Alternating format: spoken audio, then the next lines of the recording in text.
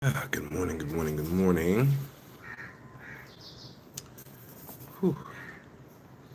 How is everybody today? I think I had a stomach bug last night. Maybe I still have a stomach bug, who knows? All right. How is everybody? It is Sunday where I am. It's possible it's Saturday night where you are. But it is Sunday morning where I am. And Sunday is Q&A day. So, if you're on the TikTok side, you're able to come up and ask questions. If not, you can type your questions in the comments, and I will definitely get around to you. And typically, I rant a little bit, starts asking questions. All right. All right. Good morning. Good morning. Yes. It is Saturday night for you. It is Sunday morning for me. Oh, that's a question no one's ever asked before. To become a referral partner, it's really simple. It's just a referral. Real estate agents typically do the best, so I will say that much. So I don't know what your experience is, but real estate agents typically do the best, and it's way less work than they normally do. There's no open houses, or you don't have to sign any contracts with anybody, anything like that. Literally, you just refer the client, and if the client onboards, you get 6%. So easiest 6% that most people have ever received, and it applies to home constructions. Right? Can't do it for ladders because it's the government's fees for the ladders, right? The ladders are government bonds. Immigration, same type of thing. It's the government's fees, so we can't deduct a percentage of the fees that have to go to the government. But for construction, we can do it, and we do. Well, it definitely depends on the level of home that they have built. But the typical average is the average no referral no referral fee. 440. It's $13,440. That's the average.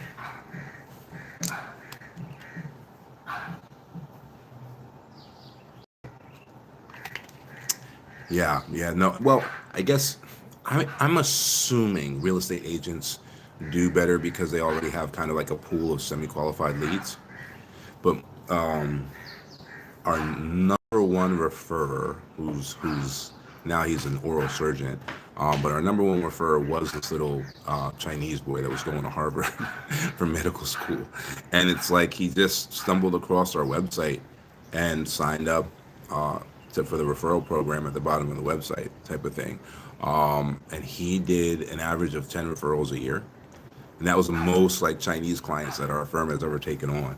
I don't know if he was like calling family members like, "You need to do business with these guys so I can go to medical school." I don't know, but he um, he made like $130,000 a year off of us in referral fees. So that he was pretty significant. There's a couple other realtors that'll do that just because they already have, I guess, like I said, typically they have like a list of qualified leads. So typically realtors do best with that, but anyone who's hungry can do pretty well with it.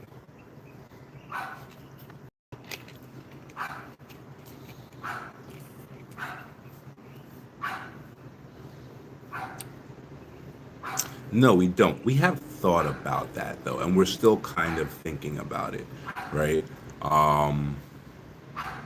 Legal was like, well, then you should drop the percentage because if we train you, it's going to cost money to do it. We're going to have to create, a program. We're going to have to have handouts. We're going to have to whatever. And then maybe it requires a little bit more work. You know what I mean? So I don't know about that. I don't know if we want to do that yet or not. If we do, maybe it'll drop things to 5% instead of 6. I don't know. We'll see.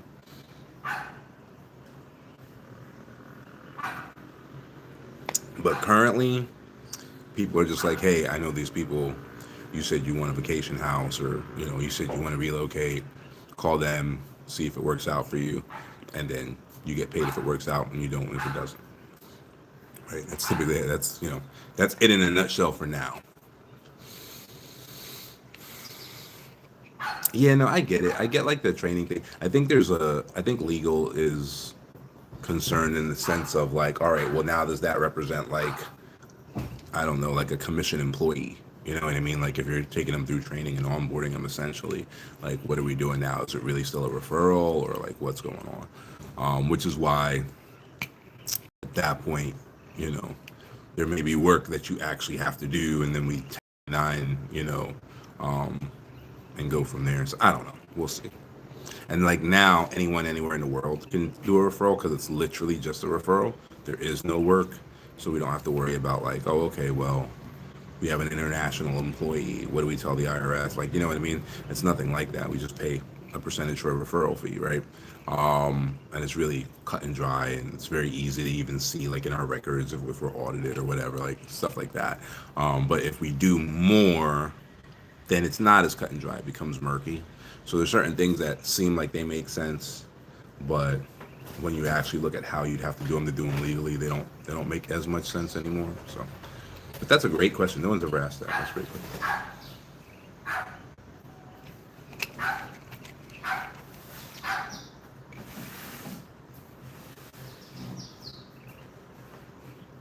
Yeah.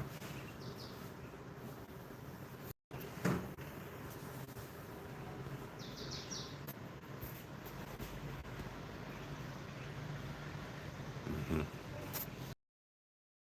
Some people on YouTube already today.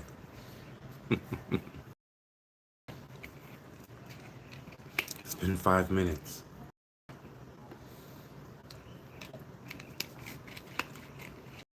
Oddly enough, that's the noisiest live stream. Very, very interesting. I thought it would be TikTok. I haven't actually blocked anyone on TikTok at all on this count due to like lives or whatever.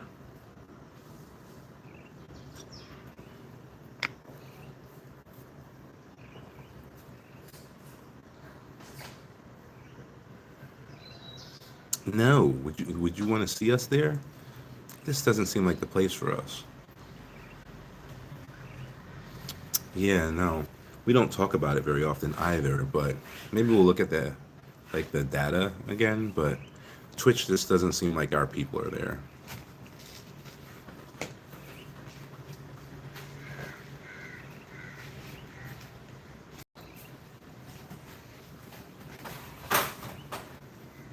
Maybe. We have to get like a third party application for that. So you can't like directly go live on LinkedIn. So, but yeah, I mean, obviously, you know, our people are there for sure. It's not like Twitch, but you need like StreamYard or something like that in order to do that. So we might do that, and then we might consolidate everything but TikTok because TikTok has additional features with like the background and all of that stuff. So maybe we'll do like a StreamYard type of thing, and then we'll start going live on LinkedIn.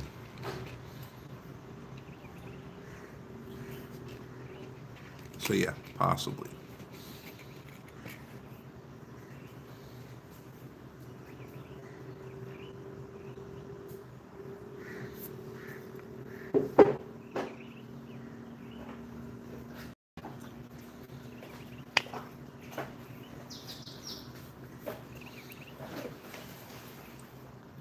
Yes, yes, yes. We are here in Kenya. That is what's behind me.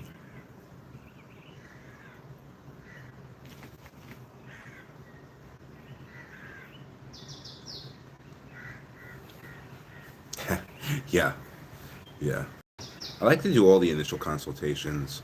I'm typically on all the legal consultations as well, but our law firm is in Kenya also. So, yes, that is why the consultations for times are weird depending on where you live.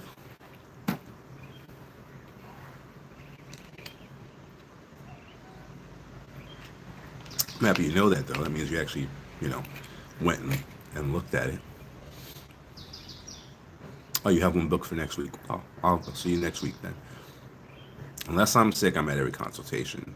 And I'm typically at every legal consultation. But if you have a legal consultation, one of our lawyers is also there.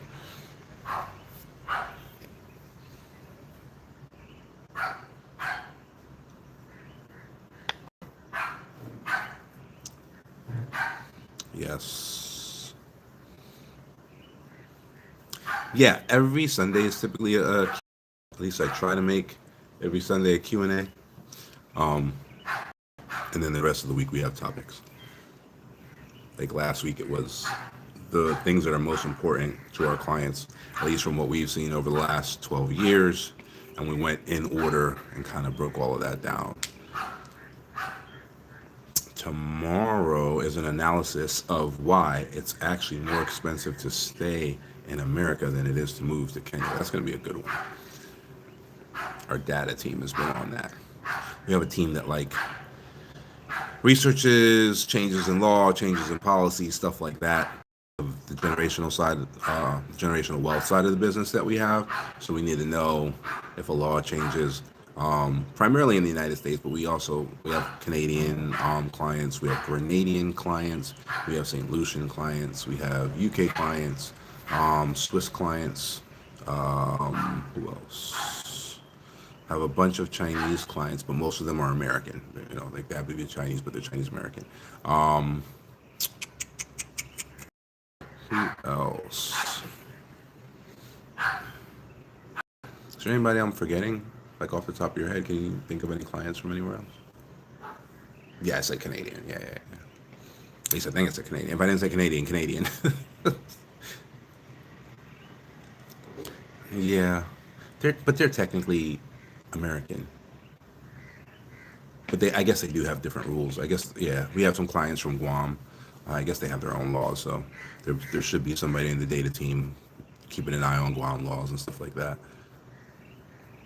Yeah. So yeah, wherever we either have distributions going from trust to a citizen of that country, that country gets added to the list, or if we have to set up a trust in that country for a client, then that country gets added to the list so that we just like at least quarterly review what's going on with the laws there, what's going on with trust law, what's going on with taxes, blah blah blah blah. You know what? Oh, Tonga. That's right. That's right. Tonga. Yeah.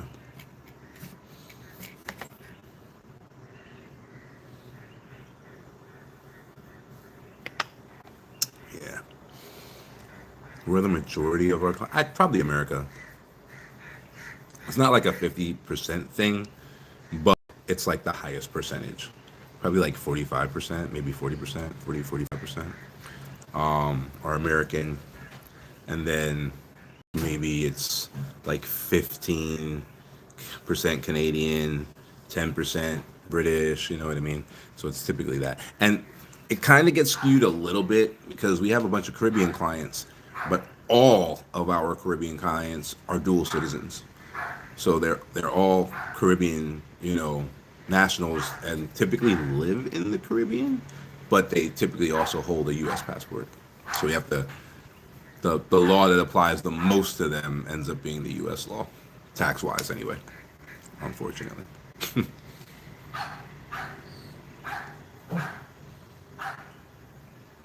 Ooh, you've been paying attention. That's a funny question. So we've never dealt with an Eritrean. And we've definitely never dealt with a North Korean. So we have never in a decade and a half run into that situation. But that's funny. So what he was asking was, there are only three countries in the world that tax their citizens based on having a passport, right? One is the United States, the other one is North Korea, and the last one is Eritrea. So he was saying if one of our clients is an Eritrean American, so now both countries tax them no matter where they are, based on the fact that they have a passport, then what? But we've never encountered that. We have no Eritrean clients and no North Korean clients, that's for sure.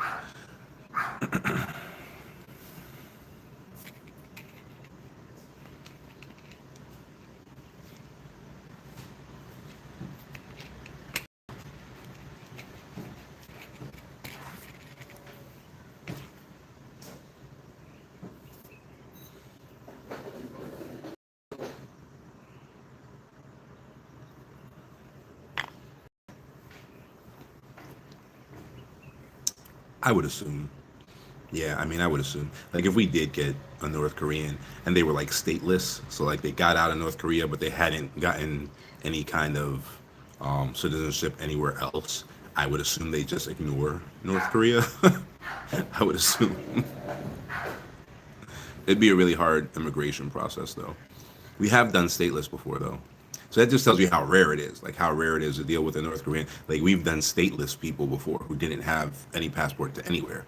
Um, and even that was rare. We've only done, well, two of them because they were a couple, but um, it's very, very, very rare.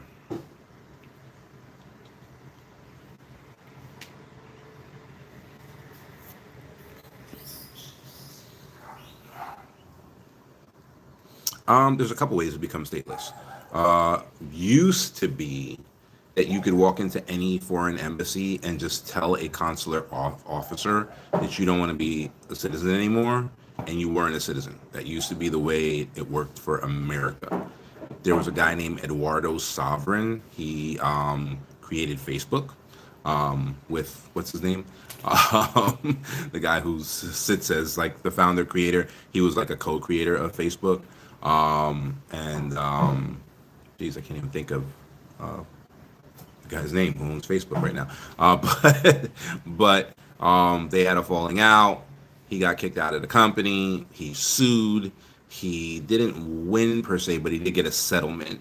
And then before he got his settlement, he was like, "I don't want to be an American anymore. Screw you," and took his money. And I think he became a Spanish national. Again, passport portfolios are important, right? So he already had a Spanish passport.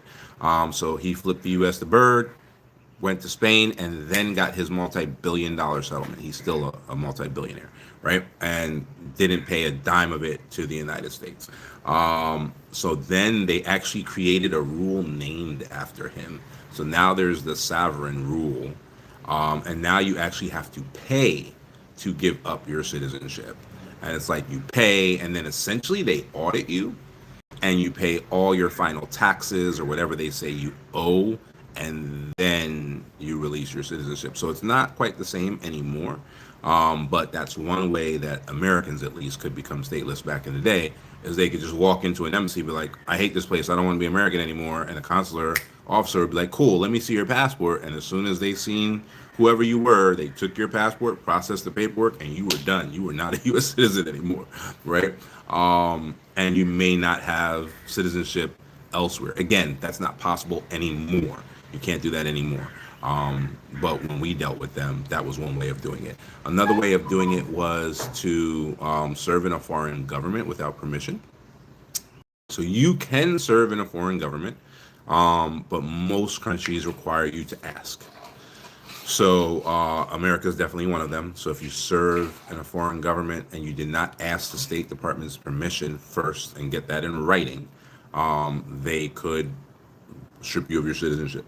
And then if you didn't have citizenship for whatever government you were serving, then you could, be looking at an issue there, right? So like the guy who invented DHL, when the government wanted him to do something, you know, word on the street is somebody had threatened him with that because he had went to Guam and was like a Supreme Court justice, right? Like he was a lawyer in the United States, but he went to Guam and like he wrote their inheritance law, like he did some cool stuff over there. But it is a U.S. territory, so like that didn't work out. But technically, he was serving in a foreign government without permission. So that's another way to do it. But it's super super rare, super super rare. So yeah. Hey Brock. But yeah, we dealt with that years ago though, maybe 9 years ago. It was hard. It was not easy. I'm happy we went through it. Like I'm happy we processed the stateless person so that we could see how that's done. Oh, it took like an extra 2 years, 3 years, 2 years. Yeah, it took a while. It took a while.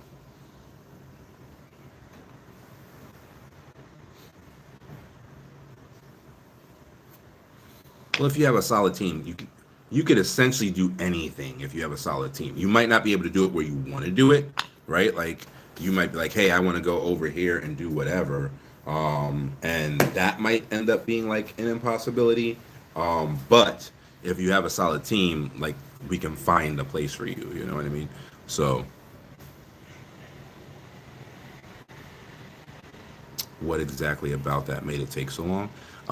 So we ended up having to take them through essentially our passport portfolio program. So we ended up having to do it that way. And so then what happened was, I believe it was Vanuatu. We ended up taking them through Vanuatu, getting them a Vanuatu passport, and then after they got that Vanuatu passport, we were able to turn around and process them through Kenya. So they got a Vanuatu passport first, and then from the Vanuatu passport, we were able to then turn around and get them residency here. They've since already gotten their Kenyan residency, so now they have at least those two passports. And yeah, yes, they were originally from the U.S. and they like just walked in one day and was like, "F you, I don't want to be a citizen anymore." Not the smartest thing in the world to do, but it was possible back in those days. Again, you can no longer do that. Eduardo Saverin was the last one. You can no longer do that. Now you have to pay to give up your citizenship. Hey, hey, hey, what's going on from Texas? How are you? Oh man. Yeah, one in almost 20 years. So it's not a normal thing. It's not a normal thing to see a stateless person. But they do exist.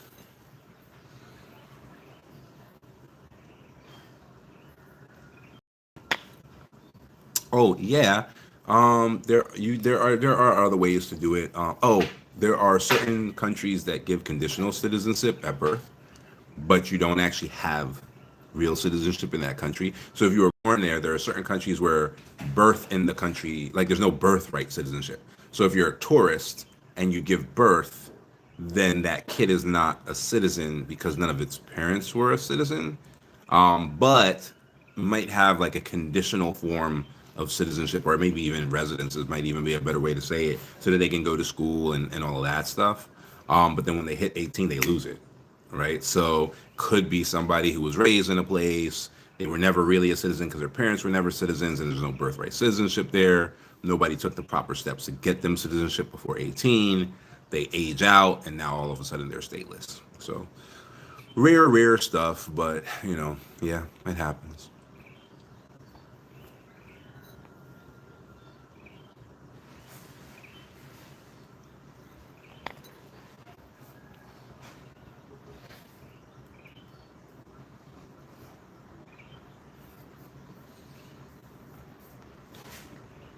All right.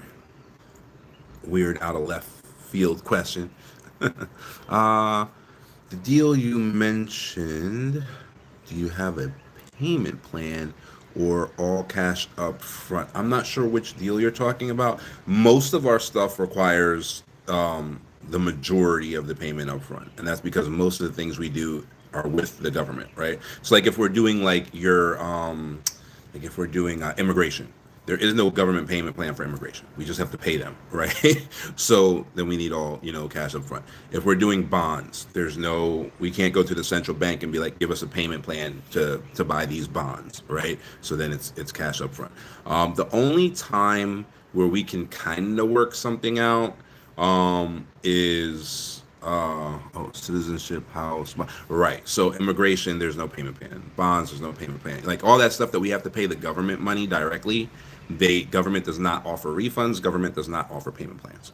So all of those things are always upfront, no refunds, because we can't go to the government and get your money back. So yeah, if it's a government process like that, there's no way to split it up unless we split it up and we don't start. But then that becomes a problem. We used to try to do that, but here's what happens.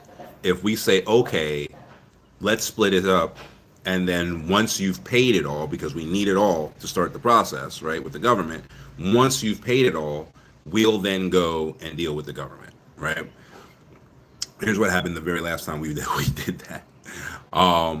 it was actually this time of year. The government kind of shuts down for December and starts back up in January. So the government like shut down like it always does in December. Everybody goes on vacation is what exactly happens with the high ranking government officials.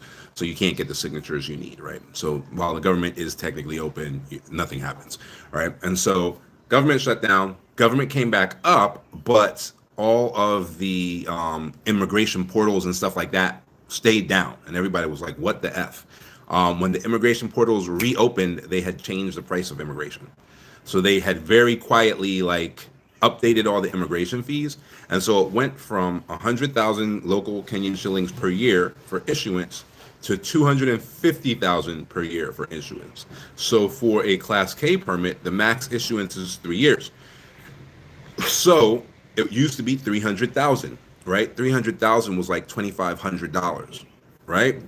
It changed to 750,000, right? That's like $6,000, 6,800. That's almost $7,000, right?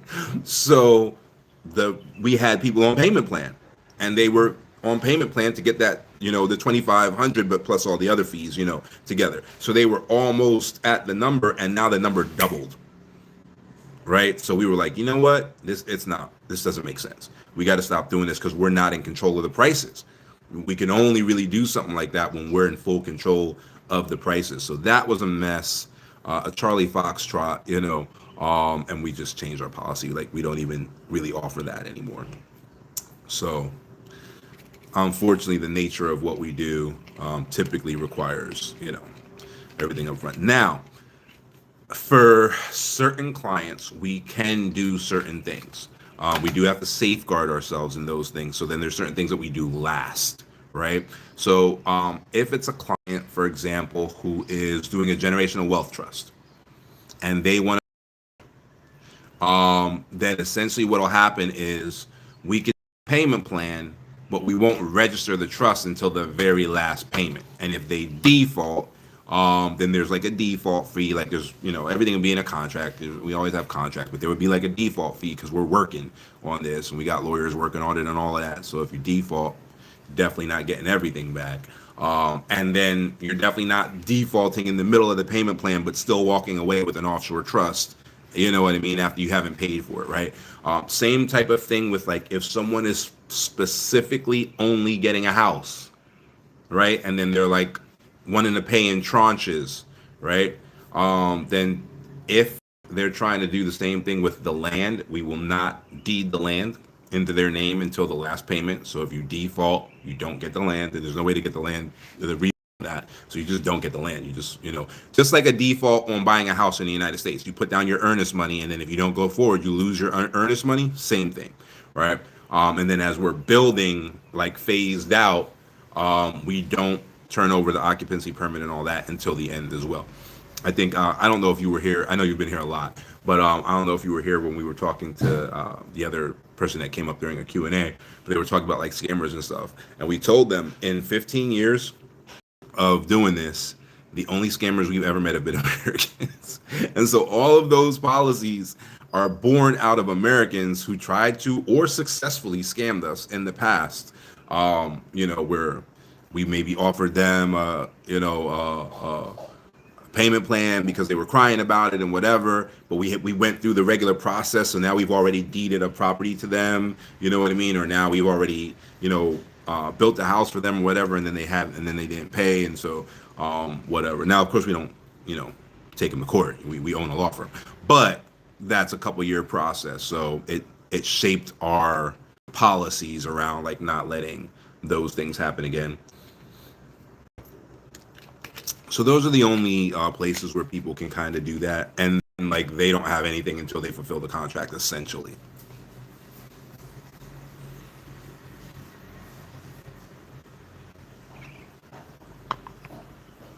What do we do if they do? Yeah, then we just sell the rest of it.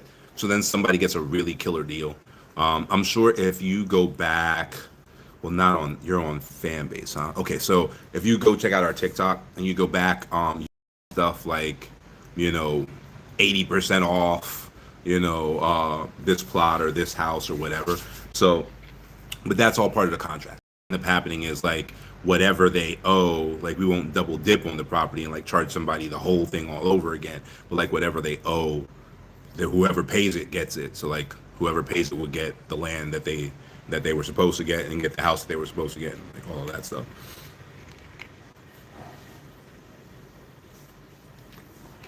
Doesn't happen often. Doesn't happen often. We typically, especially with new clients, we typically don't even offer payment plans.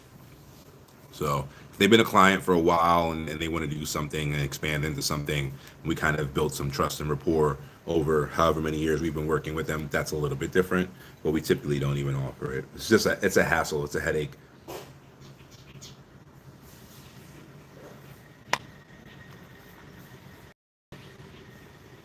Yeah, yeah.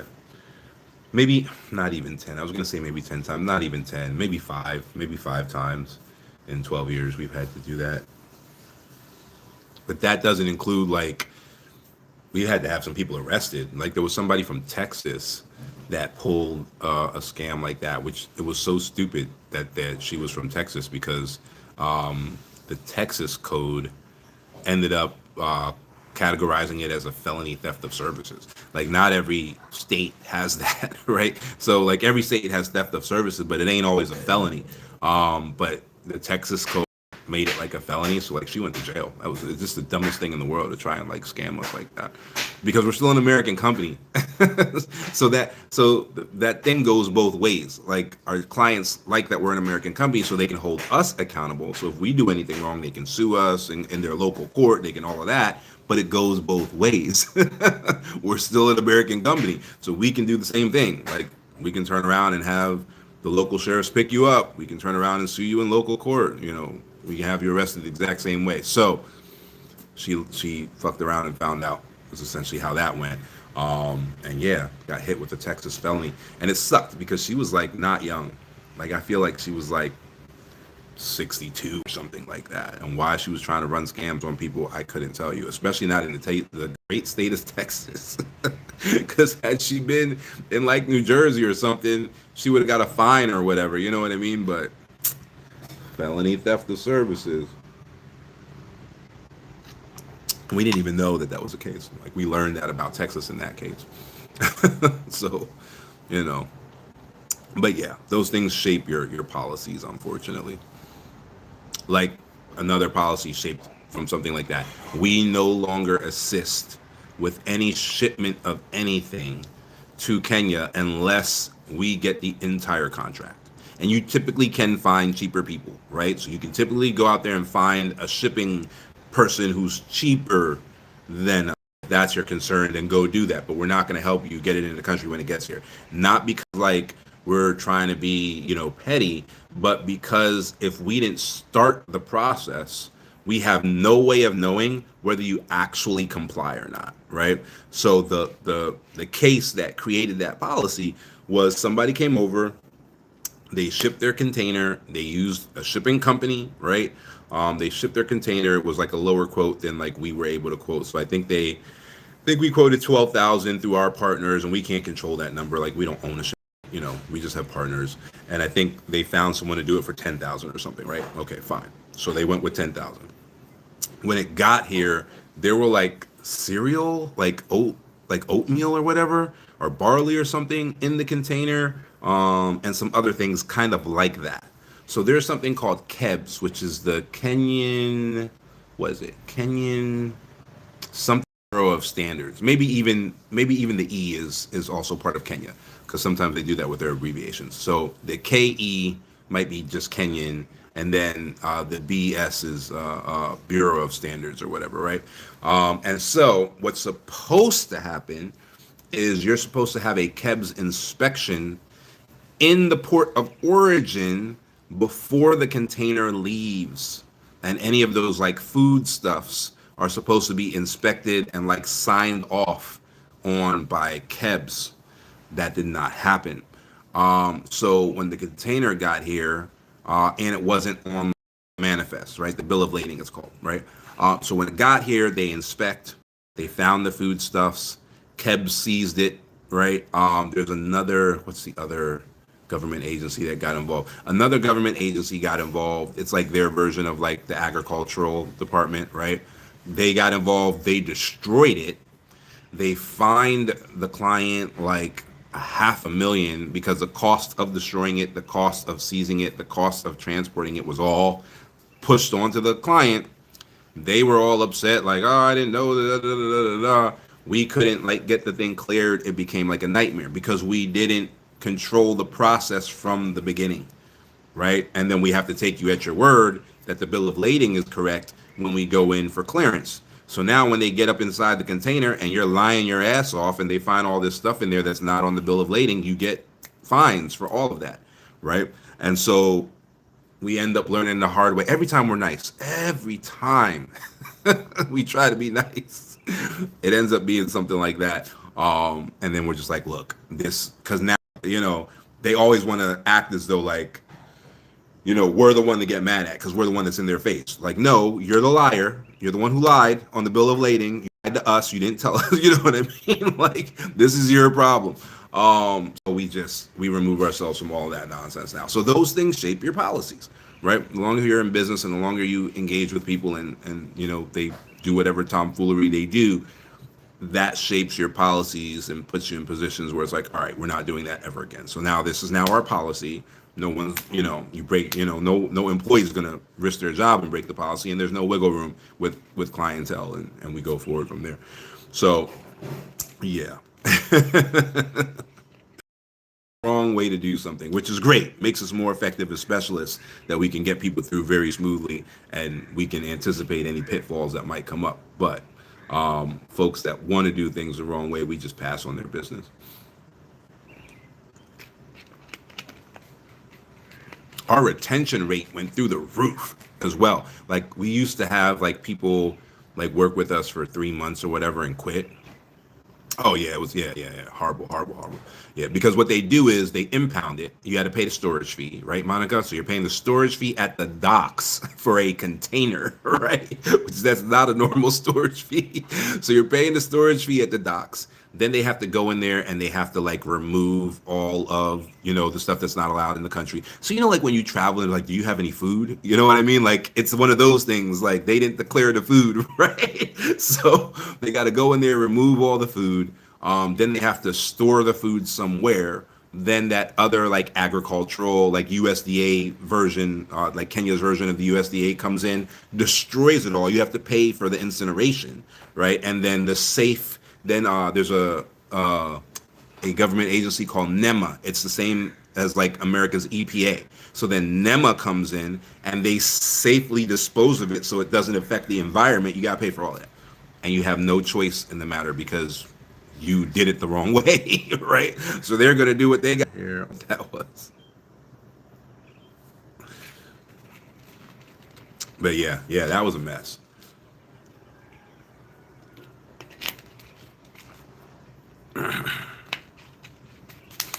But it becomes a mess for us as well, right? Because the clearing agent is like, okay, did the client lie about what was in the container?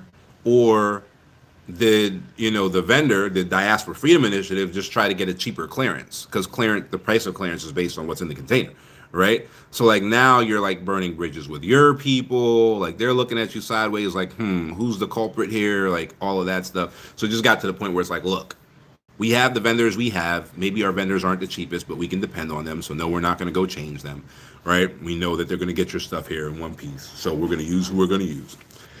And this is the price. And the price depends on the port and the size of the container and all that stuff. But this is the price. This is what it is. If we're not doing it, that's fine, but then we're not doing it, right? So when you get stuck at the ports and you can't get clearance and your clearing agent can't clear the container, do not call us. We are not touching that container because we did not start the process. So that's what we've evolved to.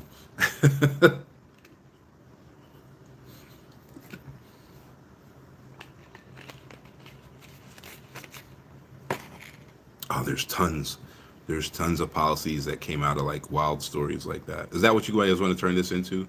The wild stories of Kenyan immigration this Sunday? Is that what you guys want?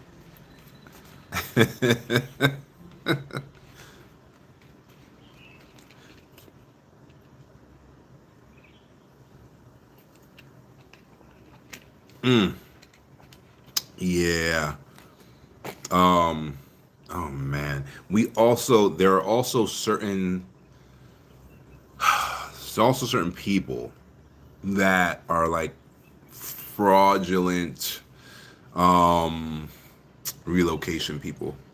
And the laws work different here. Specifically, the laws on defamation work different here. So even though those people, if you were to search the courts in Kenya, you would see that their organization is in court multiple times. We can't name them. Like in America, we just name them. You know what I mean? But like we can't name them because things are different here. But there are certain people where when a client calls and they're like, "Oh, I was with so and so," and and now she's not answering the phone. I don't know what to do. We really dislike even getting involved in those because again, it's one of those things where like now there's so much convoluted nonsense wrapped up into this. So now what do you do? So like sometimes we'll do it like there was a pregnant lady and we helped her because she just brought the pregnant woman in, brought her kids in, stole all our money and just left her to fend for herself on the coast, which was shitty.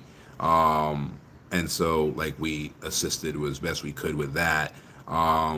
The first time we encountered somebody from her, uh, oh man, it was like a family of seven, and they had sent a container, um, obviously with no support. They moved from Ghana, but they were American. Um, I think they had paid her for like housing.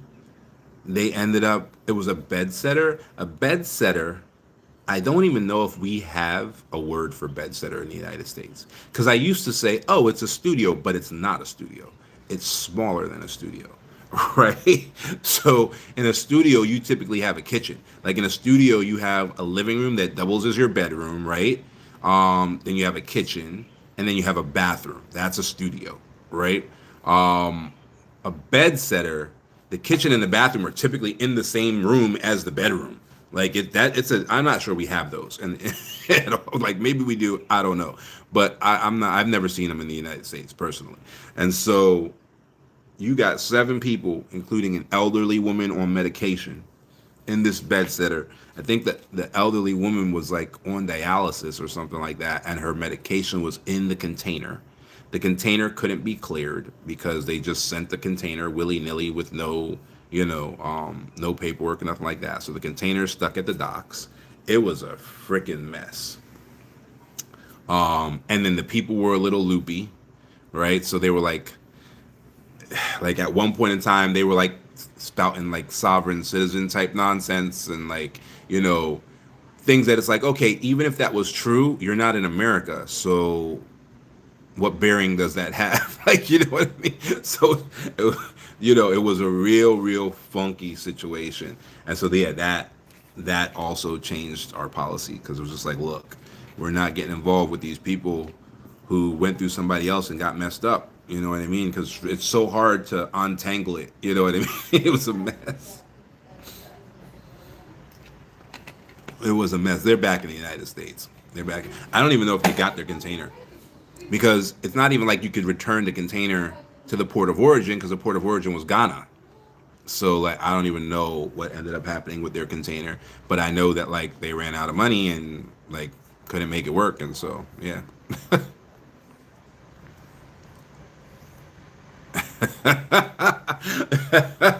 Yeah, well, for us, the only other like legitimate, reliable relocation service is Traverse Culture, right? So if we're not your vibe, you know what I mean, or whatever, you can definitely go through Traverse Culture and you will get legitimate relocation, and that's cool. We have a little bit different of a client, you know, but you can definitely go through Traverse Culture and be fine. But yeah, outside of her,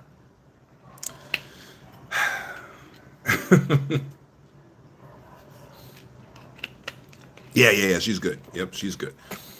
So Traverse does a great job. They're not us, but it's okay. You can absolutely do business with her. Other than that, And there's some people that like, there are some people who are really good at like being cons. And I always think to myself, like, damn, if you put that kind of energy into like being like the organization that dropped that pregnant woman off, and the same organization with these old people in the, you know, efficiency apartment and all of that, they like somehow made it on like Al Jazeera and had like a whole Al Jazeera relocation like special. And Al Jazeera did not do any due diligence into looking into, like, they were in court while the Al Jazeera thing was airing. And like it's like they didn't do any due diligence at all. And so some of these people are like really, really, really good. And it's like, well, if you just did regular marketing, like real, like instead of being a scammer, if you just like applied yourself and you were real, you know, imagine how much more business you'd be doing, and you wouldn't be like running and ducking, you know. Um, you know, they even ran from another African country to here because they had a restaurant in another African country, and they had child labor, and had the children work for them all year and never paid them, because in some countries it's normal to get paid for the year, right? So it's like you get a lump sum and then you work for the entire year, or you work for the entire year then you get a lump sum, whatever. So they had these children working in their restaurant allegedly, and they didn't pay the children for the entire year, and like the community will like take your life for some nonsense like that. So they had to get out of Dodge, you know, and then they ended up showing up in Kenya randomly, and then started talking about they relocating people and just started stealing people's money, going on vacation to Dubai with people's relocation money. Like it's crazy. It's crazy. So definitely make sure that you're like looking into who you're dealing with. Um, you know, for us, like I said, most of our clients like that. We're still technically a U.S. company, and we have vendors that handle business in. So we pay, you know, people to handle business in Kenya. Now, we own some of them, like the law firm we own, right? So we don't own it 100%. We're shareholders in the law firm, but ownership. We are private shares. It's not on the stock market. Not like we own, you know, a stock at Tesla. Talk about we're owners of Tesla, right? Right? We own the law firm. So, you know, we make sure that we have our fingers in everything, but they're vendors, they're international vendors. So, you know, they get paid on contract, and then they pay their taxes locally, so that, you know, everything is on the up and up. But the clients can hold us accountable in U.S. court under laws that they understand, laws that make sense to them, right? So, yeah. Yeah, man. Sometimes it really, really is. Sometimes it really, really is. And I don't remember like all the weird scammers popping up until recently. Like that wasn't a thing that we dealt with very often, but now there's like a bunch of them. And they're scamming in niche, which is so crazy. Like there's one that's like a passport bro scammer. Like it's weird, man. Like there's a passport guy here who like left the organization or whatever, so he's like a former passport bro, and like he has this whatever legitimate thing he does in Nairobi. I don't know too much about him, but I know he's not scamming. But there's another one who's like a straight up scammer, and he only scams like, you know, and that's what they're all doing. They're only scamming their people, right? So, you know, that lady, she's connected like with like Islamic people, and then like fringe peoples like Hebrew Israelites gravitate to her, Muslims gravitate to her, like Nation of Islam gravitate to her. But so she's scamming her own people, right? And so that all of them that are doing like weird stuff, they have a niche, and there's people that relate to them within that niche, and then they draw people in like, oh, you're one of us, so come do business with us, and then they rob them blind, and that's the end of that.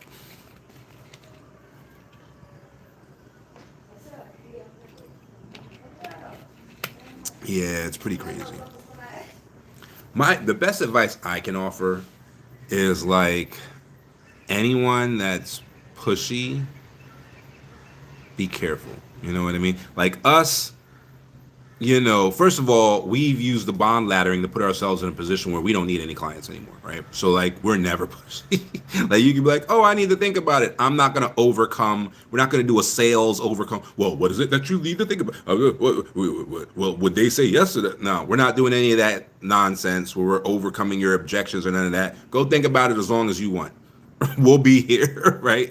Like, do what you want to do. We'll be here. These are the options we got for you. You like the options? Let's do business. You don't like the options? That's cool. You'll find somebody. You'll be all right. Have a nice day, right? So if someone's like pushing and pushing and poking, be careful. Be careful, right? You're moving to a new country. Don't let anybody rush you. Don't let anybody push you. Don't let anybody sales you. If you're starting to get sales tactics and all of that, just don't let it happen. Can you explain the bond ladder again? Oh no, this is a Q&A. This is open Q&A, so I explain whatever you all ask about. The bond laddering is fairly simple. It's ladder, like climbing a ladder, right? So the rungs of the ladder or are the bonds. So the way it works is a bond pays out once every 6 months, once every 6 months, right? And so in order to get a payment every month of the year, what you need is you need to strategically choose bonds that pay out in like January, July, right? February, August, right? And you get 6 bonds, you ladder them where they pay you every single month of the year, right? Right now, bonds, the rates are like super, super duper high, right? Like, let me show you the bond for this month so you get a solid idea of what I'm talking about. This documentation is from the government of Kenya. This is not my documentation. Let's see. Okay, here you go. So there you go. If you're on TikTok, you can see this. So this is the prospectus for the reopened 20 and 25-year fixed coupon treasury bonds, it says, right? So you see there's 2 bonds there, FXD1 2019 and FXD1 2022.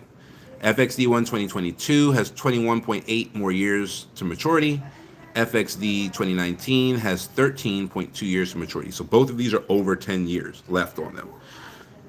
You'll see that 2022 has an interest rate of 14.188%, 880, right? And 2019 has an interest rate of 12.873. You get paid the interest rates. These are bonds. You're the bank. So your return on investment gross is 14.188%, and on the other one it's 12.873%. Okay, and then these payments come out one every 6 months. So this would be, these ones are reopens, right? So the months that these pay are actually different months. So our people who bought this month, they actually got 4 months in 1 month, which doesn't happen often. Like if they're new opens, then they typically pay out in the same month. So you got to like choose one, right? So this month was pretty good because folks were able to get a quarter of their bond ladder in just one bond auction, it's called, right? And so what we end up doing is we end up purchasing enough of this bond to hit our targets, which is we're targeting for you to get at least 10%. Well, you see that both of those bonds pay out more than 10%, so that target's already hit. And then to pay you at least $50,000 a month, right? Which both of these bonds are going to pay more than $50,000 a month because they're higher than 10%, right? So both of these bonds would hit those 2 targets, and then the third target is we want you to have at least 10 years, right? So we want you to not necessarily have to work for the next 10 years, or at least have some ability to not work within the bond, right? Because some of them are amortized. So amortization means that they'll give you back your principal slowly in tranches, right? So once enough of your money is out, there might not be enough money coming in on a monthly basis to like maintain your not having to work, right? But at least you can start off without having to worry about money. So that's essentially how it works. So you can imagine having 6 of these, right? Each one with a minimum of $1 million local currency in it, or else it's not going to pay your bills, right? And then those 6, you get paid once every 6 months. So if you strategically do it, like our trust company does for you, then you have one payment every single month, right? So what that looks like, we just did our end of year report, so I can actually show you the payments on our clients, the actual money that they got from last year. Yeah, here you go. So the clients that were involved in that last ladder from last year, you can see the exact bond that's paying them there. You can see their gross amount of the payout after the withholding tax, what they got. And there's a couple of highlighted bonds. Those highlighted bonds are called infrastructure bonds. They're IFB bonds. They have no tax. They're tax free. So you can see, like with that first bond in January, they got 60,000 gross, right, which is above the 50,000 target. After the 10% withholding tax, what hit their bank account was 54,000, which again is still above the 50,000 target. Then the next month in February, they got an infrastructure bond that's tax exempt, and the interest rate on that is 18.4607, right? So for the exact same amount of money, they got the same amount of money in both bonds. In February, the payout was 92,303.50, right, with no taxes, right? Same amount of money in both bonds, right? So depending on what month it is, you're going to get a different interest rate. You can see in March their gross was 80,000, same 10% withholding, so they got 72,000 in their bank account. Now remember, their target is 50. They're budgeting based on 50. Look at what they made all year. At no point in time did they ever make 50, right? Twice a year they almost made double that, right? So typically it's an under promise over deliver type of situation, and those guys are locked in. You'll see some of those bonds are 10 years, some of those bonds are 15 years, some of those bonds are 25 year. There's even one, if you look at July and January, it's a 30-year bond, right? That last number in the name of the bond is how many years the bond is for. And there are some exceptions, right? Like we target 10 years, but if you look at the bold ones, which are the infrastructure bonds, you'll notice they're both under 10 years. That's because they're tax exempt. So we make exceptions on tax exempt bonds because they're just so powerful. And so those are the only ones there that are under 10 years. So those folks will not have to work until, what is it? Until like 2030, right? So that's how the bond laddering works. It can be used in a couple different ways. Some folks use it for generational wealth, where these payments that you see on the screen, if you're on our TikTok page, these payments that you see get kicked back into the generational wealth trust fund. All right, cool. So that is making the compounding of the generational wealth accelerated, right? And it's coming from an offshore source, so it keeps the trust non-grantor because there's no U.S. Assets being pumped into the trust. Awesome. There's no U.S. person making payments in the trust either. The trust owns the bonds, and the bonds are from a Kenyan source. Great. Uh-oh. TikTok is challenging me. Hold on. I don't know. I don't know if you guys can let me know if you could hear me while I was doing that challenge, or if the TikTok live like paused for a few seconds while it made me like do that puzzle. Because I'm not sure if I should keep talking when that happens and you can still hear me, or if I should just stop and start over. So anyway, that's the way generational wealth people do it. We have business people that'll do it, and the business people, what they'll do is they'll set up the bond ladder so that they don't have to make any additional investments into the company, right? So the bond ladder will essentially be a loan of owner's capital, so that'll be on the books as a loan. It did pause. Okay.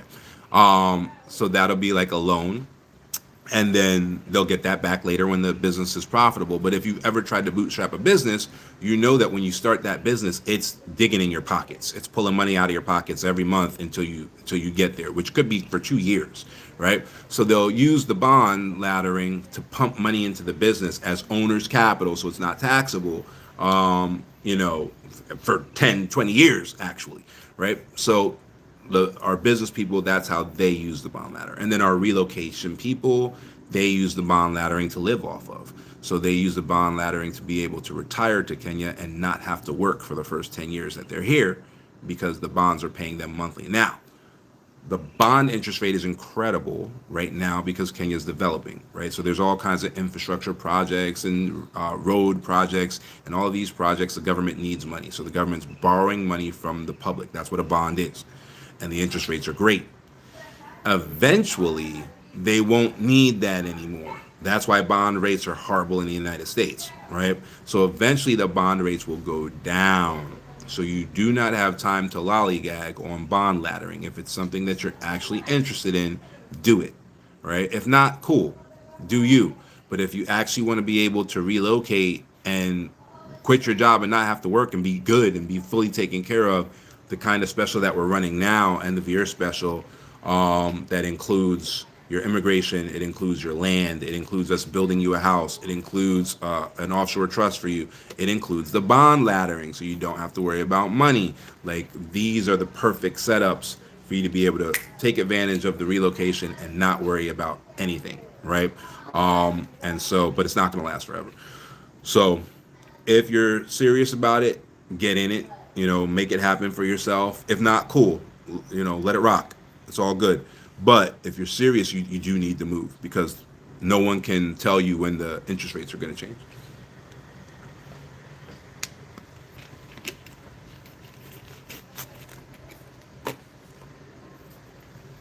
All right. Hopefully that did I make all that understandable? Um, Monique, ask me any questions you want. If there's any part of that you don't understand, just let me know.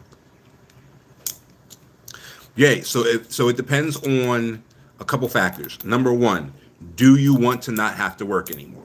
Do you want to be able to just, rely on the bond money, right?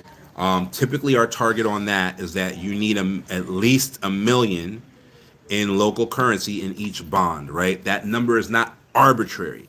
That number is based on the amortization of the bonds, right? So what's the amortization? What does that mean? It means that in some bonds, you get a kick out of your principal cash early, right? So let's just assume for a moment it's a 15-year bond, okay? And you've put in your million. If you didn't put in $1 million, let's say you put in 900,000, okay? In 5 years of the 15-year bond, they would just give you all the money you put in back.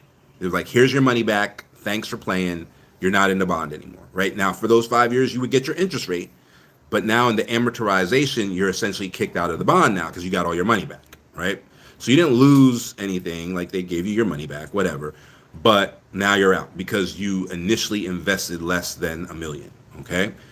If you invested $1 million or more, then you're in part of the amortization schedule.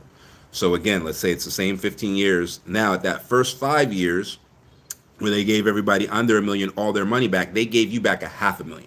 So you still got $500,000 in the bond, getting that great interest rate, right? 5 years later, right? And this is just an example. The number of years aren't exact, but 5 years later, they give you 300,000 back. Now you still have 200,000 left in the bond until the end, right? And then 15 years at the full maturity, they give you your last 200,000 back, and the bond is done. Okay. So if you don't have that minimum of $1 million in, you're going to get kicked out of the bond at the first amortization. So there's that. So that's why that number matters. Now, if you just want a little bit of passive income and you don't really care about that, we can design something for you, but that has nothing to do with the end of year special. So end of year special is for people who they want to be able to live off of it, right? So they're at least $1 million in. Typically we do $1,050,000 because sometimes the wording is funny. So sometimes it'll say anyone $1 million or over. Sometimes it'll say anyone over $1 million. So we always do $1 million and then 50,000. And then we'll go from there. So we need 6 of those, because remember, there's 2 payments a year. So we need 6 of them in order to get 12 payments, 1 for every month, right? So people who are onboarding with that, for the end of year special, to get everything, including the house, the land, the immigration, all of that, it comes in at $185.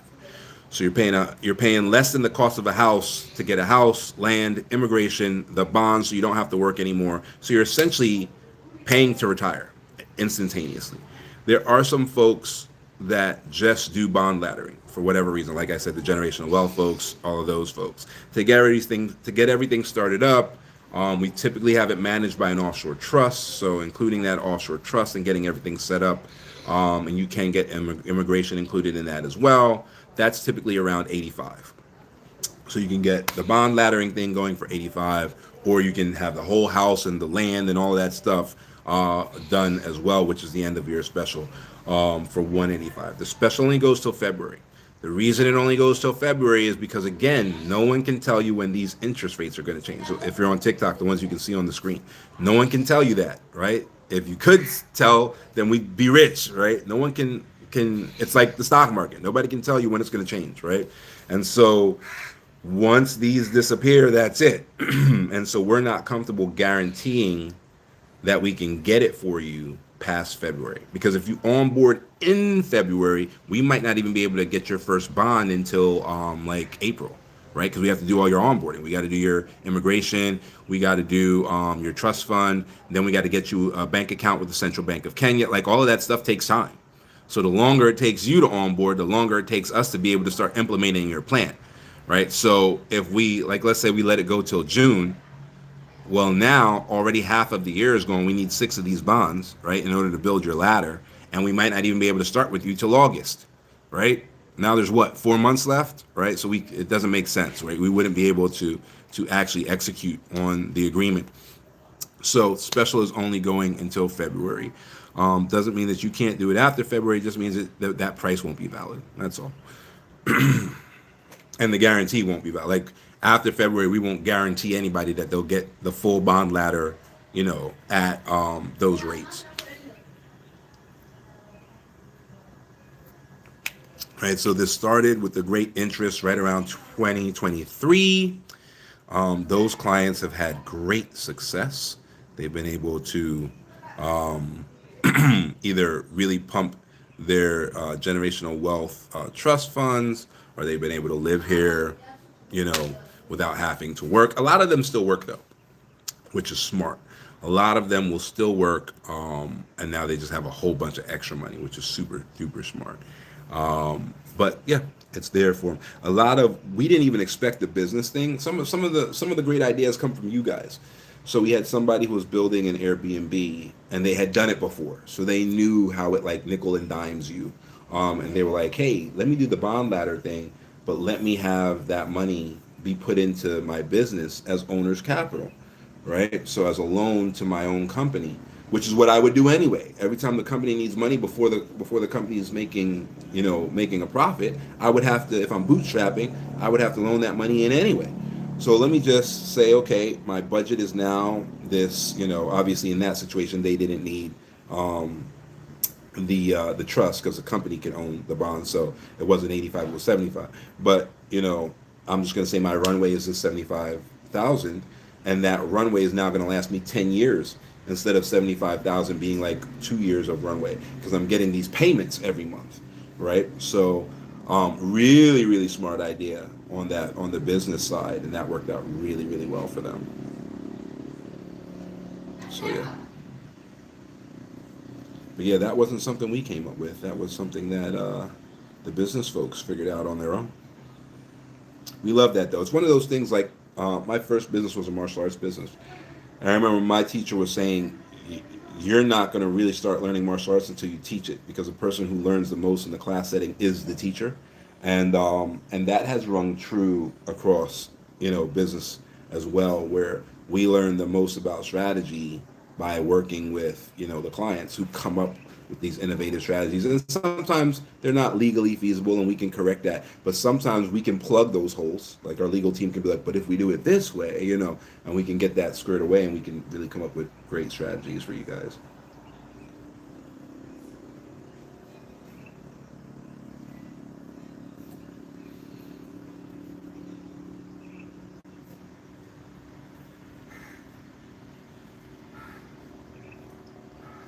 All right.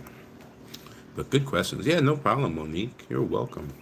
Any other questions on today's Sunday Q&A?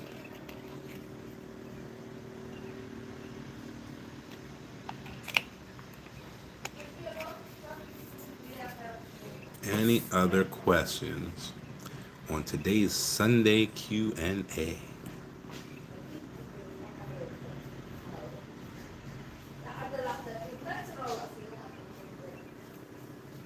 tomorrow we'll be doing an analysis on why it's actually more expensive to stay in the United States than it is to move to Kenya. That's going to be a good one. Don't miss that one. And probably if you can attend on TikTok, it'll probably be best because I can put the documents up on the screen like I was just doing. So if you can attend tomorrow on TikTok, you'll be able to see all the statistics and all the data and all the research. Outside of that, you'll just have to listen.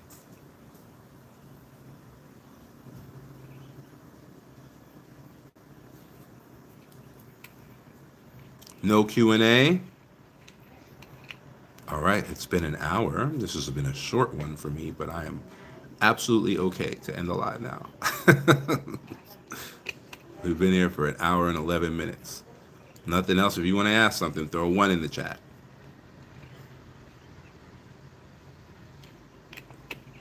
If you want to ask something, throw a 1 in the chat, and I will wait for you to ask your question. If you want to come up and ask a question, you can request up if you're on TikTok.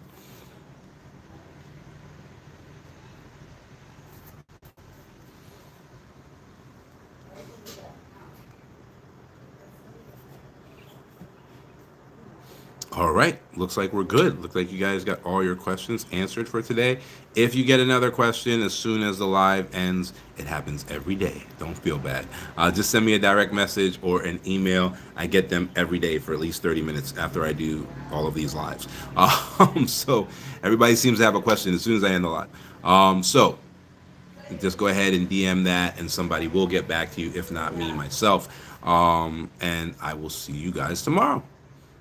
Good. One last shout out. Press enter and send your question if you're typing it, and then I'll give you time to go back and fix it, or throw 1 in the chat and I'll wait for you. Other than that, looks like we're done.